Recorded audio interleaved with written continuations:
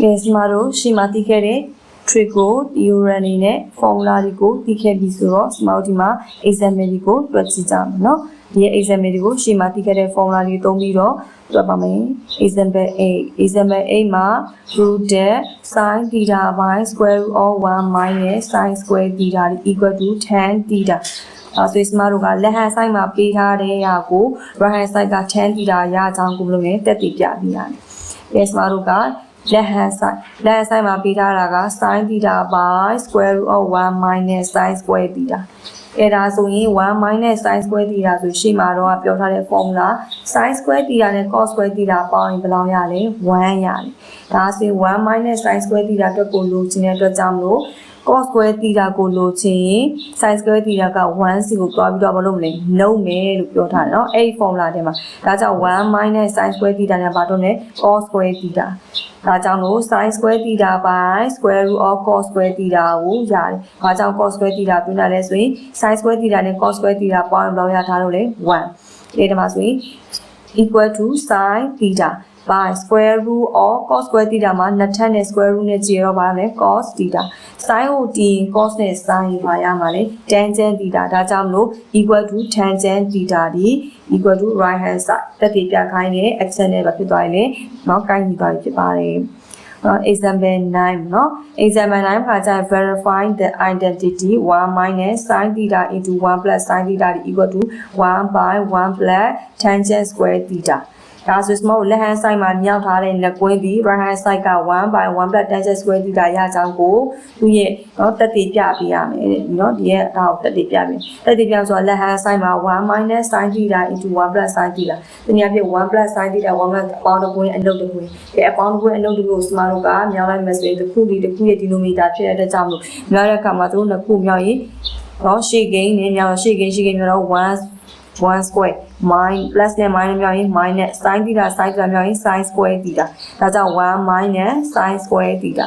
1 minus sin square theta 1 minus sin square theta လို့ပြောရတဲ့အကြောင်းကို sin နဲ့ cos ရဲ့ဆက်တွဲချက်နဲ့ထပ်ပြင်ပြီးထားတယ် cos square theta plus sin square theta equal to 1 minus sin square theta ဆိုဒီနေရာမှာစမလို့ပါတွင်းမှာလဲ cos square theta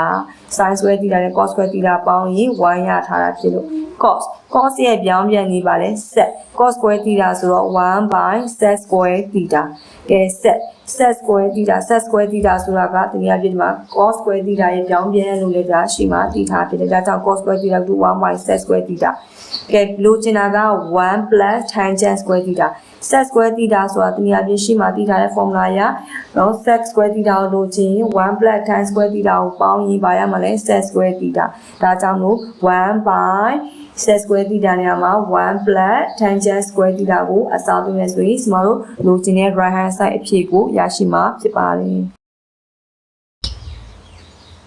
Yes ကျမတို့ example 10เนาะ example 10ကိုကြည့်မယ်ကဲ example 10မှာ find the value of acute angle alpha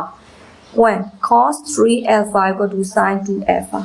ဒါဆိုရင် cos 3 alpha ဒီ sin 2 alpha နဲ့ညီမယ်ဆိုရင်တောင်းချင်း alpha တန်ဖိုးကိုလုပ်ပြရမယ်ရှာပြရမယ်ကဲဒါဆိုရင်ကျမတို့ရှင်းမှာရှင်းပြပေးထားတဲ့ trigo เนาะ trigo အချိုးတွေကသူ့ရဲ့เนาะ down လေးတွေအကြောင်းကိုကျမတို့သိခဲ့တယ်ကဲဒီမှာ cos 3 alpha ဒီ sin 2 alpha နဲ့ညီတယ်ကဲဒါဆိုကျမတို့ကเนาะအဲ့ဒီရဲ့ဆက်တွဲချက်ကိုသုံးပြီးတွက်ရမှာဖြစ်တဲ့ကြောင့်လို့ cos 3 alpha ဒီ sin 2 alpha လို့ပြောတဲ့ကြောင့်လို့ smart ကဒီဘက် right hand side က sin နဲ့တူအောင် cos 3 alpha ကို sin ပြောင်းမယ် sin ပြောင်းမှုအတွက် cos 3 alpha လို့ပြောတဲ့အခါမှာ cos 3 alpha ဒီဘာနဲ့ညီလို့ပြောထားလဲရှိမှာတော့ cos theta ဒီဘာညီလဲ sin 90 degree minus theta လို့ညီရလို့ပြောထားတယ်ကဲအဲ့မှာ theta လို့ပြီးတာ cos theta ဒီ sin 90 degree minus theta ဒီအဆိုဒီမှာcos 3 alpha ဆိုရင်ဘာဖြစ်မှာလဲ sin 90 degree minus 3 alpha เนาะဒါကြောင့်လို့ cos 3 alpha နေရာမှာစမဘာတွက်လိုက်မလဲ sin 90 degree minus 3 alpha ကဲ equal to sin 2 alpha ကဲ sin ချိုးတွေတူတဲ့အကြောင်းကျေးသွားမယ်ကျေးသွားတော့90 degree minus 3 alpha ဒီ2 alpha ကဲဒါဆိုရင်ကျမတို့ alpha လေးကိုလိုချင်တာ 3 alpha minus 3 alpha တွေတွားပြီးတော့ပေါင်းလိုက်တော့5 alpha 5 alpha equal to 90 degree ကဲ alpha လေးလိုချင်တော့9တွားပြီးတော့ဘယ်လိုစားမယ်စားတဲ့အခါမှာ9 တလီ9เนาะ9 8လီ40ဒါဆို alpha equal to ဘယ်လောက်ရမလဲ80 degree ရမှာဖြစ်ပါတယ်။ဟောဒီနေရာမှာဆရာမက cos 3 alpha ကို sin 90 degree minus 3 alpha ပြောင်းလိုက်တာတကယ်လို့ဒီဘက်က left hand side เนาะ sorry right hand side ကဖြစ်တဲ့ sin 2 alpha ကိုလည်းကျမတို့ကဒီဘက်က cos နဲ့တူအောင်ပြောင်းချင်လဲရတယ် cos နဲ့တူအောင်ပြောင်းချင်တယ်ဆိုရင် cos 3 alpha ဒီ equal to ဘာနဲ့ညီလို့ရရလဲ cos 90 degree minus 2 alpha ဟောဒါကိုရှိကဒီတော့မှသိခဲ့တယ် cos theta ဒီ equal to sin 90 degree minus theta ဟောဒါကြောင့်မို့ဒီမှာ cos 3 alpha ဒီ equal to sin cos 90 degree minus 2 alpha နဲ့အစားတွင်းသုံးပြီးတော့တွက်လို့လည်းရပါတယ်ပြီးရင်ကျမတို့ဆက်ကြည့်မှာတော့ exercise 10.3 ဟော exercise 10.3 မှာ prove the following identity เนาะအောက်မှာပေးထားတာလေးကိုကျမတို့ကသူ့ရဲ့เนาะ identity ကို proof တက်တည်ပြပေးရမယ် number 1 cotangent theta into square root of 1 minus cos square theta equal to cos theta ဒါဆို left hand side ကဟာကိုเนาะ right hand side က cos theta ကြောင့်တက်တည်ပြမယ် left hand side က equal to cotangent theta square root of 1 minus cos square theta cotangent square root of 1 minus cos square theta ဆိုတော့ရှေ့မှာကျမတို့ theta ရဲ့ formula နှစ်ထပ်เนาะနှစ်ထပ် gain formula ထဲမှာမှာ sin square theta plus cos square theta equal to 1 minus cos square theta နဲ့ဘာတွန်းလိုက်မှာလဲ sin square theta ဒါကြောင့်မို့ cotangent theta square root of sin square theta เนาะဒီမှာ cotangent ဆိုတာတနည်းအားဖြင့် cos ကိုဒီပါနဲ့စ sin နဲ့စတော့ဒါကြောင့်လို့ cos theta ဘိုင်း sin theta into square root of sin square theta ကဘာရသွားမလဲဆိုရင်နှစ်ထပ်နဲ့ဒီနှစ်ထပ်ကိန်းနဲ့ကြည်သွားပါကြမလဲ sin theta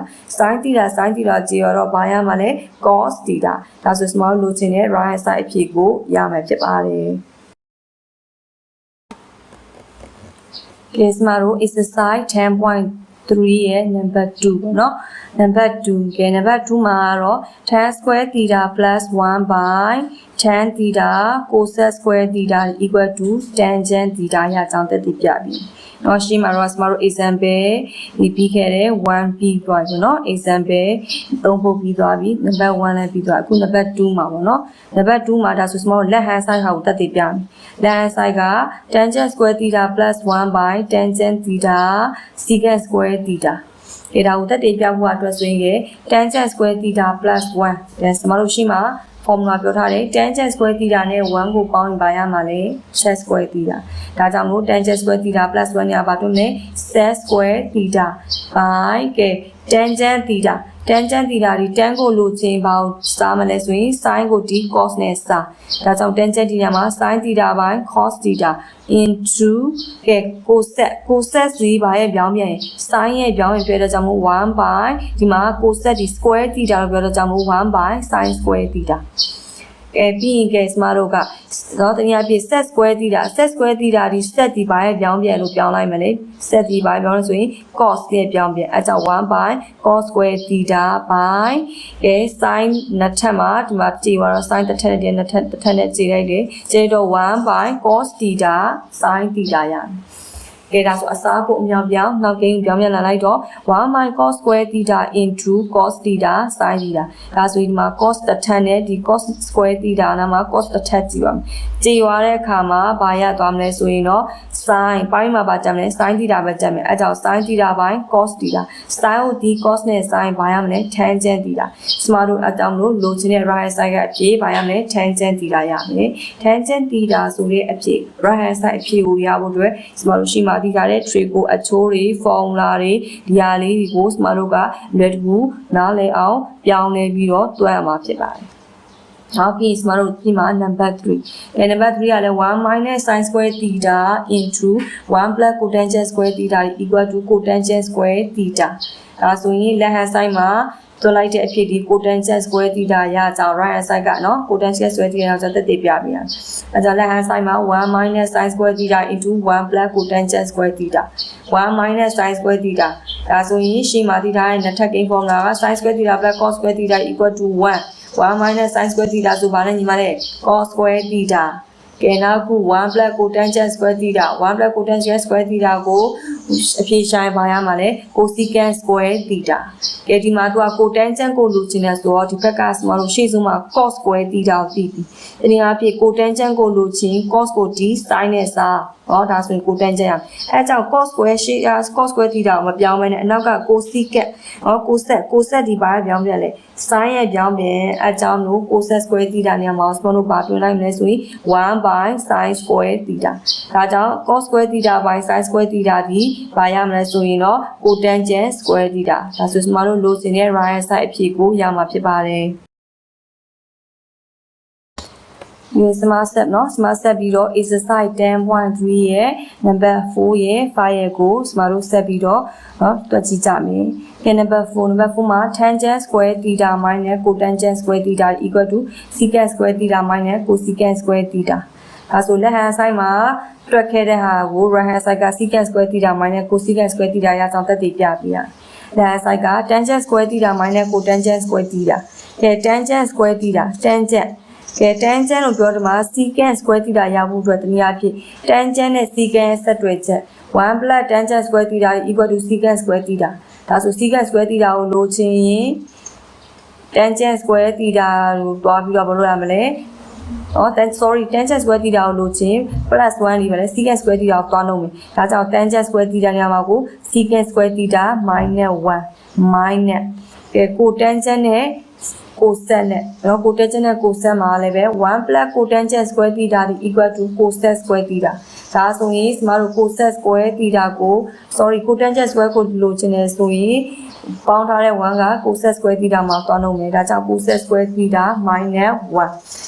ဒါဆိုရင်ကျမတို့က cotangent square theta မှာ cosec square theta minus 1ကိုတွက်လိုက်တယ် equal to secant square theta minus 1ကျမတို့ဝင်ဖြုတ်လိုက်တဲ့အခါမှာ minus cosec